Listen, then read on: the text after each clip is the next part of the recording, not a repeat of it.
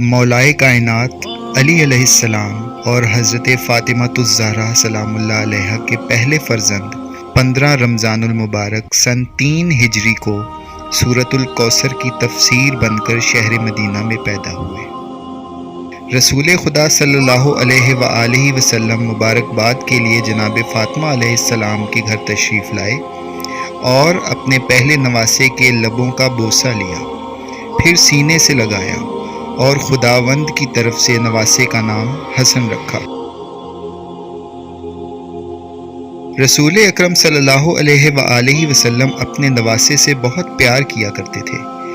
کبھی آپ علیہ السلام کو اپنے کندھے پر سوار کرتے اور فرماتے، خدایا میں اس سے محبت کرتا ہوں، تو بھی اس سے محبت فرما۔ پھر فرماتے، جس نے حسن و حسین سے محبت کی اس نے مجھ سے محبت کی، اور جس نے ان سے دشمنی کی اس نے مجھ سے دشمنی کی۔ امام حسن مجتبی علیہ السلام 7 سال تک پیغمبر اسلام صلی اللہ علیہ وآلہ وسلم کے ساتھ رہے۔ رسول خدا صلی اللہ علیہ وآلہ وسلم کی رحلت کے تھوڑے ہی دنوں بعد آپ کے سر سے چاہنے والی ماں جناب فاطمۃ الزہرا کا سایہ بھی اٹھ گیا۔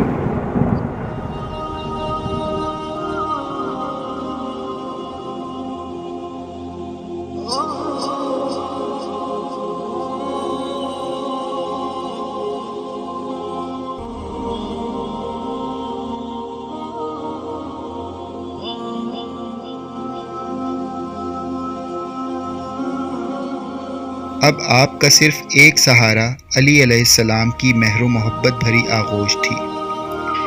امام حسن مجتبی علیہ السلام نے اپنے باپ کی زندگی میں ان کا ساتھ دیا اور ہمیشہ ہر جگہ پر ان کے ساتھ ساتھ رہے۔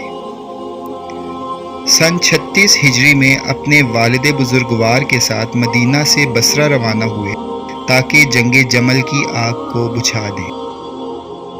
آپ نے جنگ کے زمانے میں بہت شجاعت اور فداکاری کا مظاہرہ کیا، یہاں تک کہ امام علیہ السلام کے لشکر کو فتح نصیب ہوئی۔ جنگ صفین میں بھی آپ نے اپنے پدر بزرگوار کے ساتھ ثابت قدمی کا مظاہرہ فرمایا۔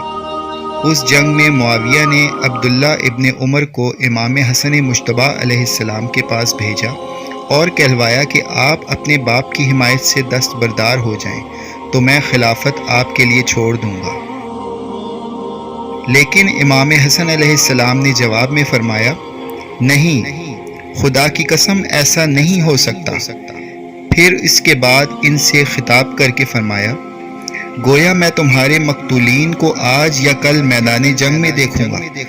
شیطان نے تم کو دھوکہ دیا ہے اور تمہارے کام کو اس نے اس طرح زینت دی ہے کہ تم نے خود کو سنوارا اور معطر کیا ہے تاکہ شام کی عورتیں تمہیں دیکھیں اور تم پر فریفتہ ہو جائیں، لیکن جلد ہی خدا تجھے موت دے گا۔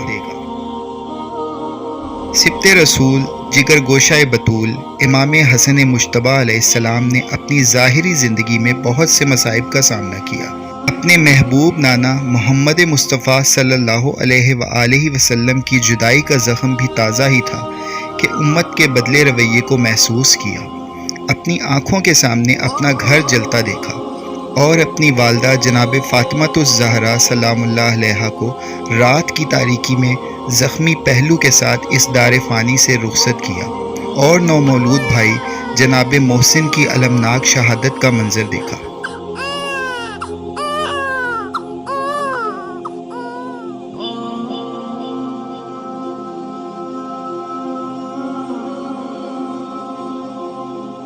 امام عالی مقام نے یہ دیکھا کہ لوگوں کے بدلے ہوئے تیور اور پاک بی بی فاطمہ سلام اللہ علیہا کی شہادت کے بعد امام علی علیہ السلام نے امت سے کنارہ کشی اختیار کر لی۔ شہادت سے پہلے حضرت علی علیہ السلام نے پیغمبر اکرم صلی اللہ علیہ وآلہ وسلم کے فرمان کی بنا پر حضرت حسن علیہ السلام کو اپنا جانشین معین فرمایا۔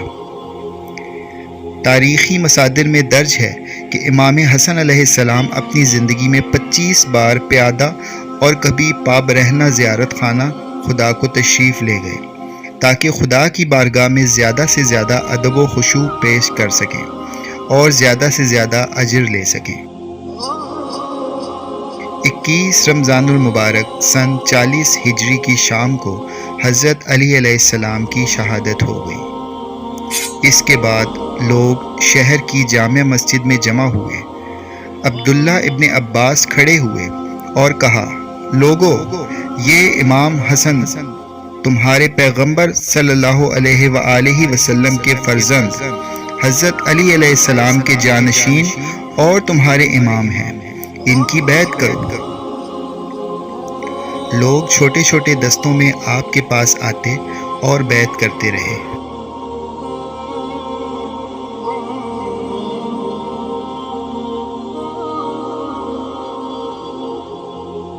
معاویہ نے امام حسن کی کم عمری کا بہانہ کر کے بیعت سے انکار کر دیا۔ معاویہ نے نہ صرف یہ کہ بیعت سے انکار کیا، بلکہ وہ امام علیہ السلام کو درمیان سے ہٹا دینے کی کوشش کرنے لگا اور کچھ لوگوں کو خفیہ طور پر اس بات پر معین کیا کہ امام علیہ السلام کو قتل کر دیں۔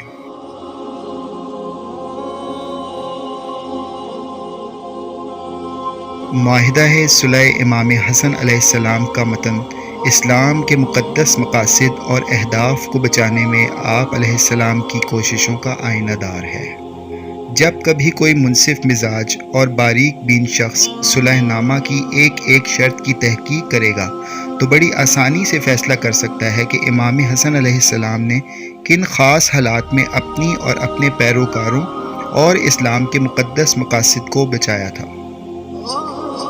صلح نامہ کی شرائط کے مطابق معاویہ کو خلافت سونپ دی گئی، لیکن اقتدار سنبھالنے اور جنگ بندی کے بعد ان تمام شرطوں کو اس نے اپنے پیروں تلے رون دیا۔ جان لیں کہ صلح نامہ ایک حیوان کی کھال کے ٹکڑے سے زیادہ کچھ نہیں۔ اب جو بھی میں نے لکھا ہے اور عہد کیا ہے وہ سب میرے قدموں کے نیچے۔ میں اس صلح نامے کے تمام مفاد باطل اعلان کرتا ہوں اور جان لو کہ اس صلح نامے کے کسی بھی مواد اور نقطے کا پابند نہیں رہوں گا۔ دوسری طرف امیر المومنین علی علیہ السلام کے چاہنے والے جہاں کہیں بھی ملتے ان کو مختلف بہانوں سے قتل کر دیا جاتا۔ معاویہ ہر طرف سے طرح طرح کی امام عالی مقام کو تکلیفیں پہنچانے لگا۔ آپ علیہ السلام اور آپ کے اصحاب پر اس کی کڑی نظر تھی، ان کو بڑے سخت حالات میں رکھتا اور مسجد کے منبر سے علی علیہ السلام و خاندان علی علیہ السلام کی ہمیشہ توہین کرتا تھا۔ جب شہزادہ امن امام حسن مجتبیٰ علیہ السلام کا کوفے میں رہنا انتہائی مشکل ہو گیا تو آپ نے اپنے نانا کے شہر مدینہ لوٹ جانے کا ارادہ فرمایا۔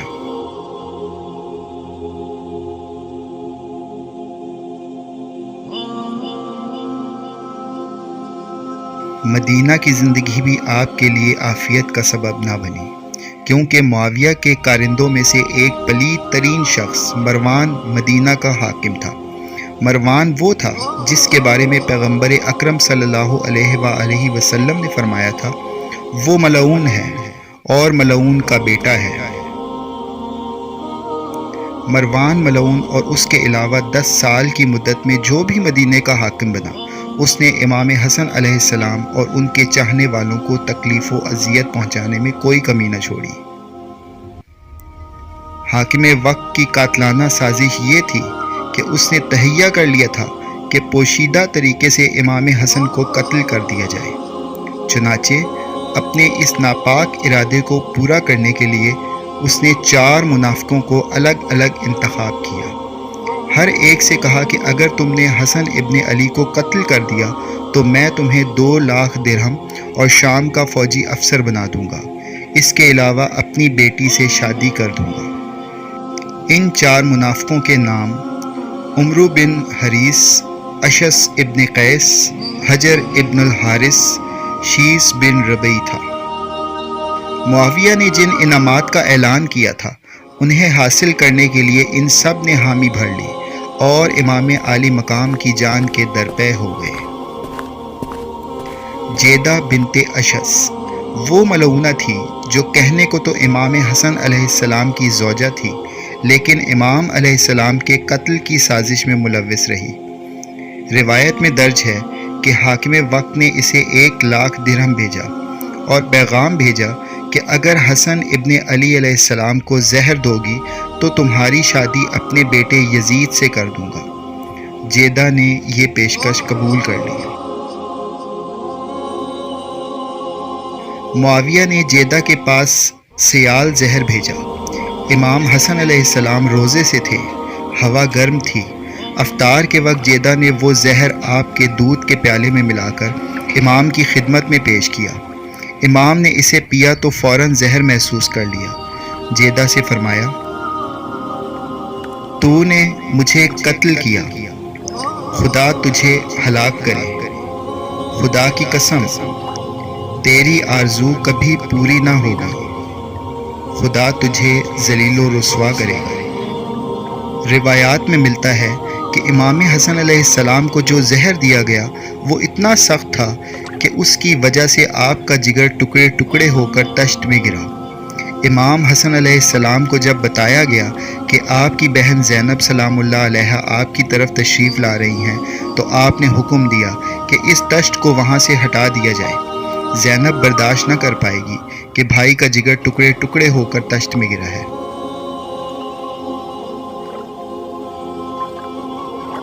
شہادت سے قبل امام حسن علیہ السلام نے اپنے بھائی حسین علیہ السلام کو بلوایا اور یوں وصیت فرمائی،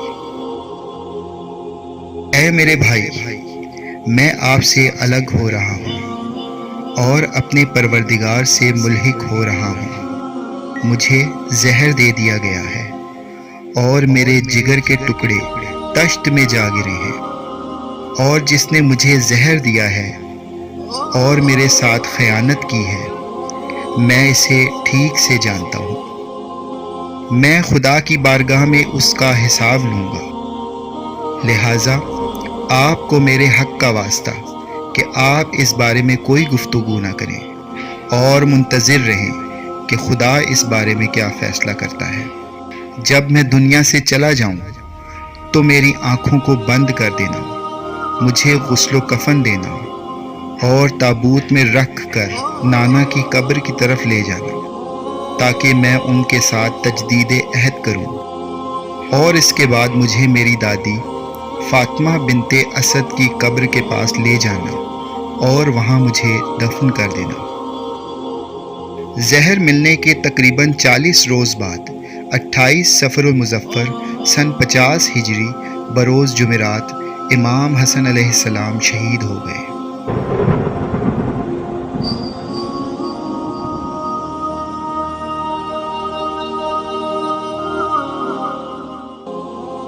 روایت ہے کہ غسل کے بعد جب جنازے کو قبر رسول صلی اللہ علیہ وآلہ وسلم کی طرف لے چلے تو حاکم مدینہ مروان اور اس کے ساتھی لباس جنگ پہن کر بنی ہاشم کے سامنے آ گئے۔ جنازہ امام حسن مجتبیٰ علیہ السلام پر تیر برسائے گئے، یہاں تک کہ آپ کا کفن خون آلود ہو گیا اور دفن کے وقت 70 تیر آپ کے جسد مبارک سے نکالے گئے۔